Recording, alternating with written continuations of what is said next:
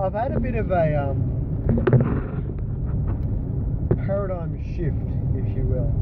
Pretty interesting little realization about myself and my relationships and all this sort of stuff. Is that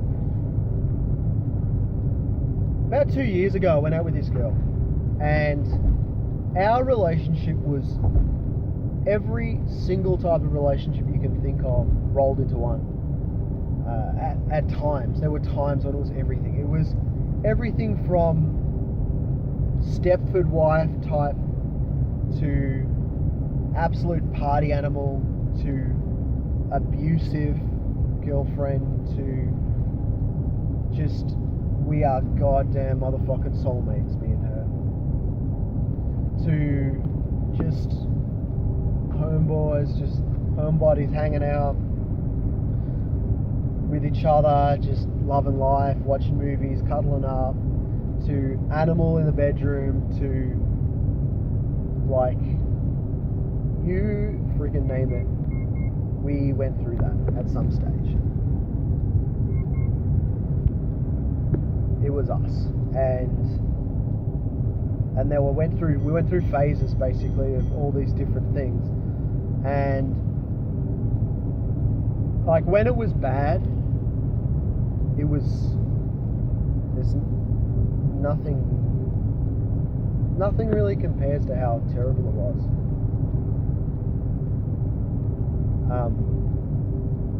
Like on every level, physical, spiritual, emotional, everything, intellectual. She'd make me feel like a worm, you know, a pathetic excuse for a little boy that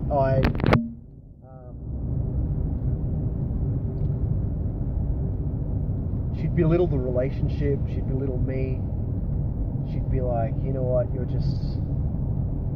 you think you are? You haven't even got the balls to speak up. And she'd be like, getting physical with me, like, you're pathetic. You don't even have the fucking balls to tell me off, huh? Why is that? Are you scared of me, Chris? Are you fucking scared of me? Grow the fuck up. Grow some fucking balls, you pathetic piece of shit. You know, which naturally makes me feel like nothing. She'd crack it at me like for weird things. There's the famous bacon story. There's the time I wanted a bit of space because she did all this shit that pissed me off, and then she ended up trying to literally physically attack me. There were times where just little things like we watched a couple of her shows in a row, and I wanted to watch one of my shows before I go to bed, and that became a really big deal. That I always want to watch my stuff. Why can't we just watch one of my shows, Chris? So it was that, you know, and she'd compare me to her ex. Now, the ex was a weird situation because she would get into these moods as well with him. The difference between me and him is that he had a short temper, and when he lost it, man, he lost it. You know, when she calls him pathetic and useless, he'd snap. And he would fucking, like, when she's throwing plates and cutlery and shit at him, he'd snap, right? He'd beat her, man. He'd beat her, and then she would be like, is that all you pathetic excuse for a human being, is that all you fucking got? You're a worm, you're fucking nothing, right? And then the next day she'd go to work, and work would be like, are you alright? What the fuck's going on? Like, you're covered in your black and blue, and she'd be like, oh, you know me, I went out last night, I got really fucking drunk, and I don't even remember what happened, you know, I'm just some old clumsy Tegan, you know, telling those sort of lies. The sort of lies that shouldn't be told. Well, this road just got really noisy. It was bizarre to me that, and she'd compare me to him, and he was this very tall man. He was clean shaven, sometimes with a bit of stubble to, you know, be really manly. He'd have short hair. He was muscular. He was athletic. He was intelligent. All these sort of things. And she'd make it out like I'm none of those things. I mean, she'd bring up every couple of months how I was never, in a million years, would I ever be the type of man that she wanted to be with. Because I'm geeky. I'm not unfit by any stretch of the imagination, but I've got a little bit of a belly, you know. I have long hair and a fucking weird, I don't even weirder beard then. A really stupid weird beard. And all this bizarre stuff, you know, like that I got long hair and all that sort of stuff. I got all these really random interests that I don't like going to a pub. I don't like going to a pub and getting smashed and trying to escape it all and pretend everything's alright, because I'm someone who, I don't live like that. You know, and this is regular. This was on the reg, you know. So, but the thing was is that she was seeing someone. She was seeing, as in she was seeing a counsellor or a psychiatrist or some psychologist or something like that. And I was seeing like 2 steps forward, 1 step back. But that 1 step of progress that she made, fuck yeah. That was 1 step towards Monkey Tegan, as we called her, not chattering away in the back of her mind, making her doubt everything in her life, making her doubt me, making her doubt my integrity, making her doubt, making her doubt about her own values, her own future, thinking her friends are conspiring against her, making her feel like that the world would be a better place without her in it, and that she, you know, taking her own life is probably not that bad a thing, you know. And now that you're seeing a counsellor, so that's all going to get worked on, baby. You know, that's going to be sorted out. And all I'm going to be left with was the woman I loved. She was the opposite of all of that. Like, almost the literal opposite of all of that shit that I just said. She was really fucking powerful. She was the type of person, for example, where one day she was telling me how she saw a rug making course on like the internet or something, and she's like, you know what? I want to learn how to make rugs out of scrap material and shit. That sounds freaking cool. So she went down and she did it. She just started doing a rug making course. It wasn't, you know, oh, there's a really cool rug making course, I wonder who's going to go with me. It was just rug making course. I want to do that. I'm going to do that. I mean, I don't even know if she asked people who wanted to go with her. She just went and did it, and it was refreshing, you know. It was something that I didn't see in any human being that I've ever met. Maybe I knew people like that, but they didn't show it to me. They didn't tell me about it.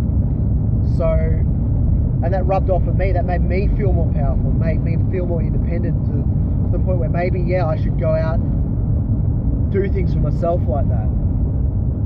In the past, it didn't really seem like, you know, I'd always be asking, I wonder who can go with me to this thing, but, you know, at this point I was like, I can do whatever the fuck I want.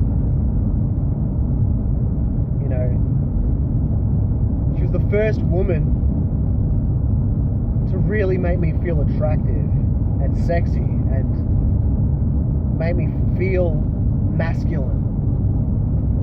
You know, every other woman in my life would say that I'm hot, say that I'm attractive and all this sort of stuff, but the way they said it, it's not that it felt fake, but it did feel a little bit like they were saying it because of something other than the way I looked and felt, you know. It wasn't as congruent as the way this woman said it. When this woman said it, you could look into her eyes and could see exactly where the fuck it was coming from. It's coming from a deep place, man. It's from like a visceral place. She meant it with every bone in her goddamn body. Every aura, every inch of her soul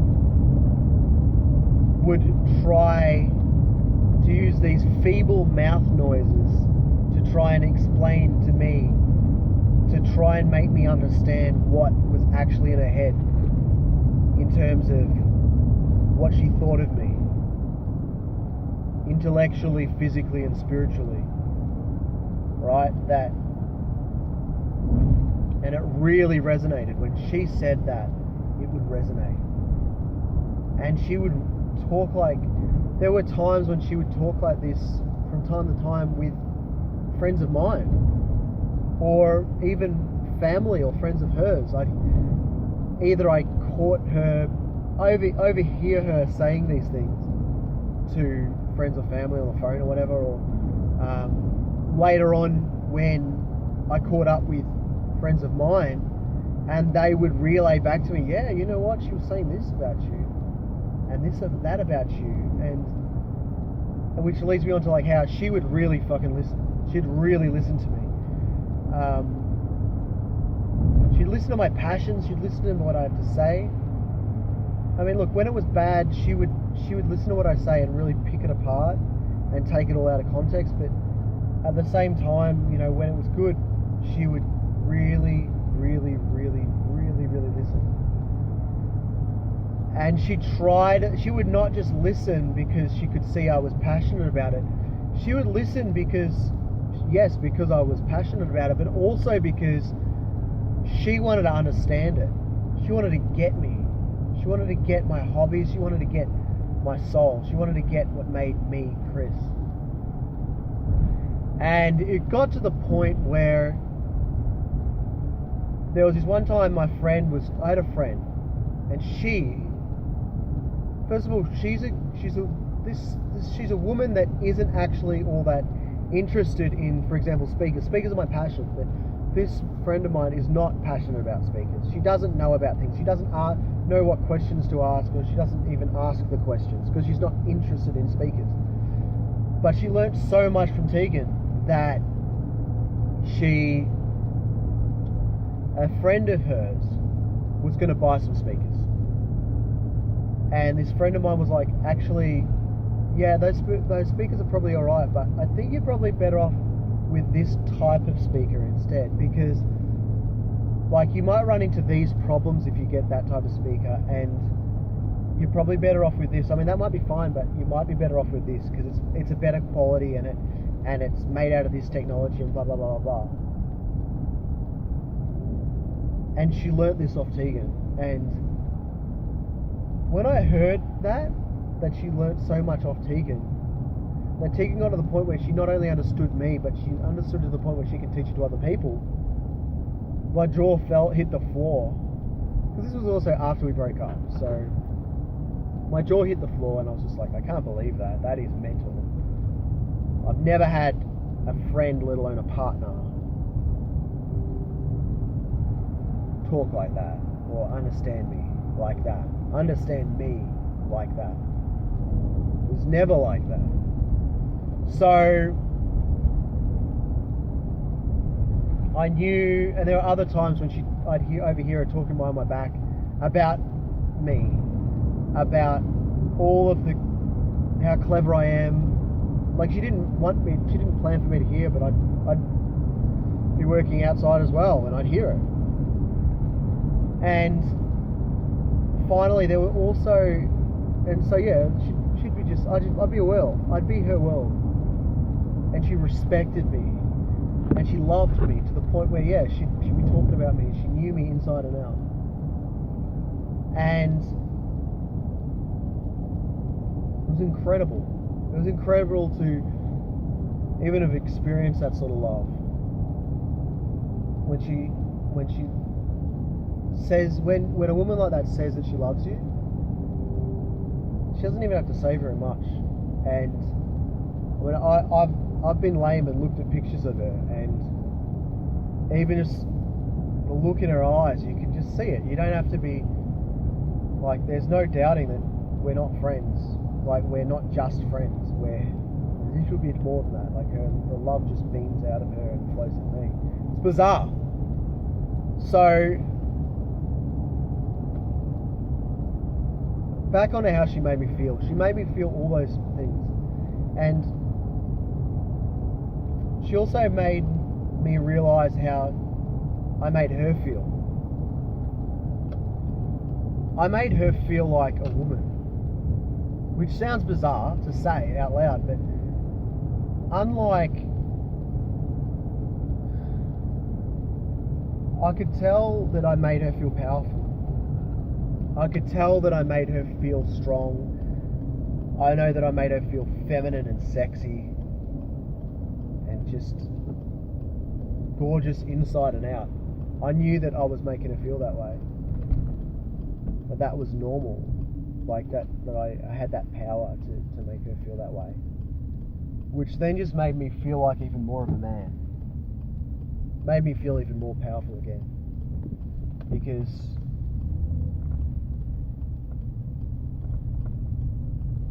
we'd even have our little catchphrases. There was two main ones, or kind of three. One was the Cregan, which was basically a combination of our names, Tegan and Christian, which was the Cregan. Go the Cregan. The Cregan, for those of you playing at home, they can accomplish anything. There's nothing that the Cregan cannot get done, that they can't conquer. There's nothing more powerful than the Cregan. That's just, you can't, it's just like the sun will continue to, the earth will continue to float around the sun,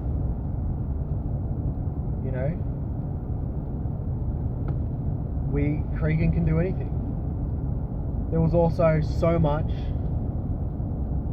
and always so much, always. And what that was simply, I love you so much. I love you so fucking much. Like, there are no words to express how I feel for you, how much love I feel for you. I just love you so much. And also, always, there was always as well, which was, a combination of, I'm always going to love you. We're always going to be together. This feeling is never going to leave. It's always going to be there. I love you so much. I'm always going to love you. And it just got truncated down to so much, always. And so that was one of those little words that, if we ever heard that, we would, if we ever heard someone say so much or always, or even so much always or always so much, that would be a word that would put a smile on our face, because it reminded us of the Cregan, of the strength that we had together, that nothing could conquer.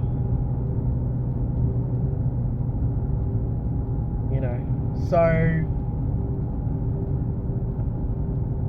this was both liberating and prisoning. Because on the one hand, when I was with her, I felt this way. I was with the most sexy, most intelligent, most beautiful, most attractive, incredible woman anyone could ever meet. But on the other hand, if we were to break up, I'd never find anyone like her again, Never. I'd never find a love like her again. I never find a human, even a friend, that can support me the way she did.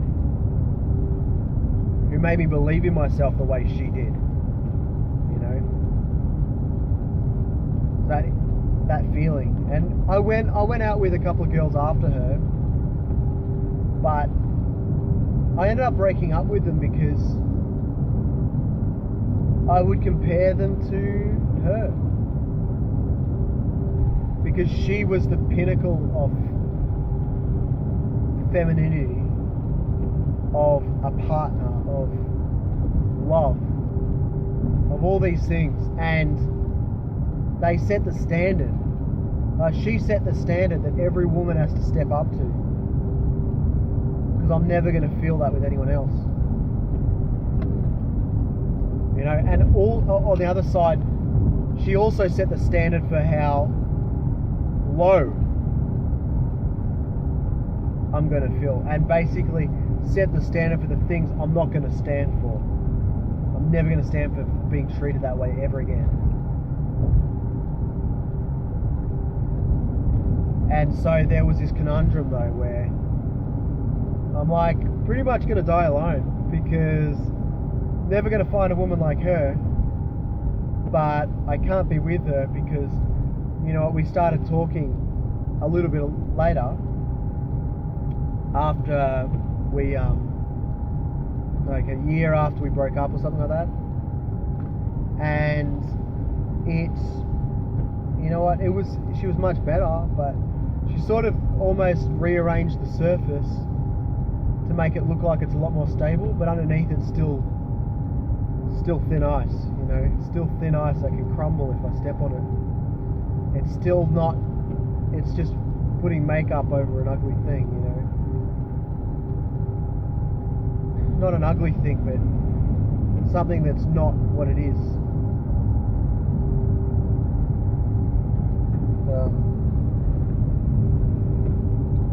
So I don't know.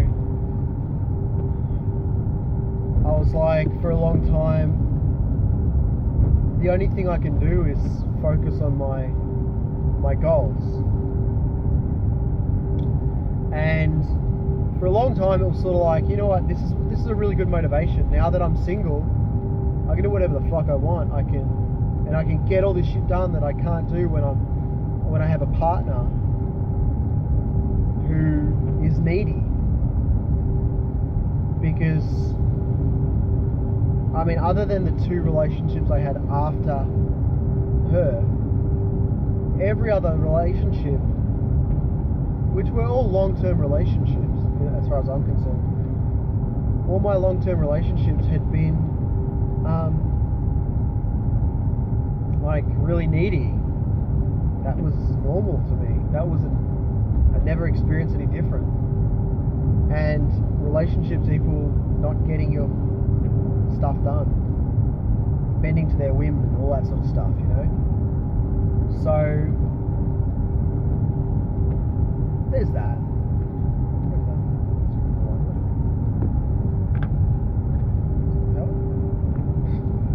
Anyway, so I'm like, yeah, I need to get all this stuff done before I lose motivation again, because I'm never going to find a partner like her who's going to help me with all this stuff. You know, she'd be out there helping me fiberglass and all that sort of shit. But the last couple of weeks I've reached this paradigm shift, this realization that she didn't make me feel fucking jack shit. She didn't make me feel anything. She was just the type of person though to uncover what's already inside me. I'm already a confident, attractive human being. I am a man. I am masculine. I'm intelligent. There's not much I can't accomplish all by myself. There really, really isn't. She just uncovered all that shit for me. I could do anything, right? But that's just the surface level stuff. The real deep thing is you know what, if I can cultivate this feeling and feel it all the time, my God, can you imagine? Can you imagine if I feel this confident and powerful all the time? And then, can you imagine if I had another woman step into my life who's going to add to that power?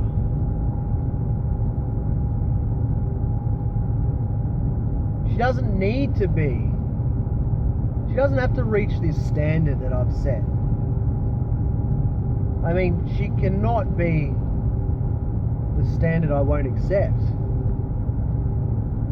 But as long as she loves and supports me, takes at least a slight interest in my passions, and is interesting to talk to, and doesn't mind letting their hair out from time to time, but is also focused on a future with me. You know, what more do I need? I don't know. And if I'm sitting on level 10, if I'm feeling 10 out of 10 to start with, and if she adds to that, I'm going to feel like God. I'm going to feel God next to my woman. And I'm going to do all in my power to make her feel like a goddess. And if we're both at that baseline of feeling epic, it really doesn't sound that hard to do. To me, anyway. It doesn't sound that hard to make a woman feel epic. To make her feel like a goddess. To make her feel powerful. Make her feel loved, wanted, and appreciated. And it doesn't sound that hard for her to make me feel all those things as well. So that's pretty exciting. It's a pretty exciting realization. I'd never thought possible in the past. Certainly not before I met her. And really, I'm proud that I went through all that shit. I'm proud that she treated, like, sounds weird, I'm proud that she treated me that way. Because it set new standards that I've got that are simply unacceptable. I cannot accept that, not just in relationships, but in friendships as well. Like, I've recently ended a friendship because he didn't meet my standard. He was being a douche, basically, making assumptions about me that were inaccurate and not based on reality, just like T2, just like Tegan. You know, I'm not going to stand for that. Didn't even give me a chance to. He didn't even give me a chance to explain myself. And then he came crawling back like, "I'm really sorry. I was really hoping we could work this out." I'm like, dude, if you can't come to me and talk to me about stuff, if you can't make me feel like it's a good environment to express myself, and that you can't have the balls to speak to me, I haven't got the time of day for you, mate. And I'm genuinely disappointed that I've lost that friendship. At the same time, I'm empowered that I had the balls to stand up for myself. And you know what, Tegan? Proud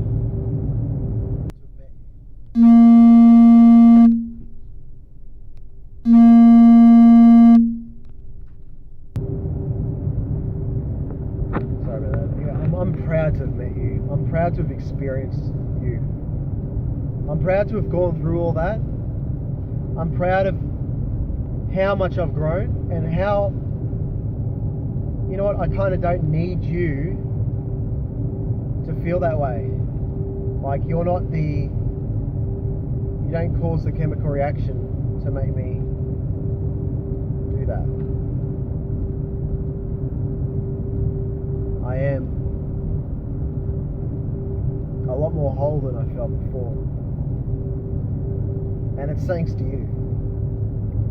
And I mean, I'd never be comfortable being in a relationship with you ever again. And I mean, I'd feel surprised. I don't know, I wouldn't feel comfortable even, like, I don't think even a friendship's going to work ever again. But I do want you to know that I'm proud to know you. I'm proud that I went through all that, and I really respect, I really, really respect you. And I'm proud that I've had the honour to have experienced you and to experience us. Because you're an incredible human being, and you know what, I can't express it. It is what it is. I wish you all the best, and maybe in a couple of years' time we'll bump into each other. We'll see. But I really want you just to know that that's what's happened to me. And if I cultivate this feeling, it's only going to go up. It's only going to go up, and you are the catalyst for that. You're a catalyst for change that maybe was already going to happen, but that's you. It's a pretty epic feeling. And I hope that you can touch other people the way you've touched me.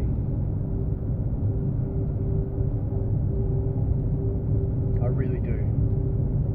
Your soul glows, and that light lights up everyone's world, man. Yeah, everyone you know and love, and even people you don't know and love. You light their world up. Goes without saying. That's why everyone loves you. Everyone who meets you fucking loves you. That's why. Anyway. That's all. Have a great day, everyone.